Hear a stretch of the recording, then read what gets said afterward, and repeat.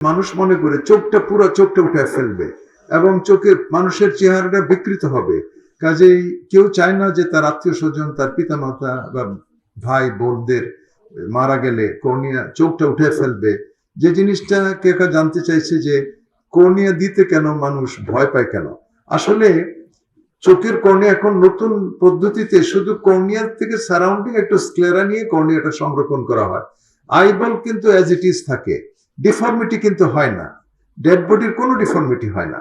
কাজেই এই জিনিসটি আমাদের মানুষদেরকে জানাতে হবে যে কর্নিয়া তো এটা তো ডেড বডির কর্নিয়া, সে তো কিছুই বুঝবে না।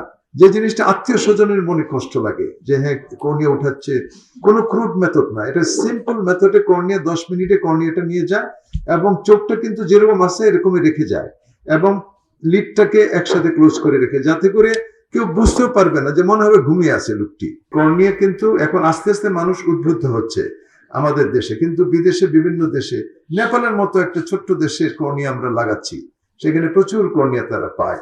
এটা তো ক্যাডাভারিক কর্নিয়া, সেটা 6 ঘন্টার মধ্যে তুলতে পারলেই ভালো এবং সেটা তখন ব্যাংকে চলে যাবে, ব্যাংকে সংরক্ষণ করা হবে। যেটা হতে পারে যে আরো কিছু প্রতিষ্ঠানে ব্যাংক কর্নিয়ার জন্য ব্যাংক করা প্রয়োজন আমি মনে করি, কিন্তু ইন্টারন্যাশনাল যারা ব্যাংক করে আই ব্যাংকিং, তারা হয়তো একাধিক খুব একটা দিতে চায় না। তারা মনে করে যে এটা স্ট্যান্ডার্ড মেনটেন করে, যেমন ঢাকাতে একটা আছে, সন্ধানীকে দেওয়া হয়েছে, আর একটা হলো চিটাগং সিআইটিসি তে আছে। এই দুটো ব্যাংকে বাংলাদেশে ইন্টারন্যাশনাল স্ট্যান্ডার্ড ব্যাংক আছে। কিন্তু আমার মনে হয় এই সন্ধানীর সাথে আলাপ করে আরো কিছু মেডিকেল কলেজেও হয়তো ব্যাংক করা যেতে পারে এইটারই ব্রাঞ্চ হিসেবে।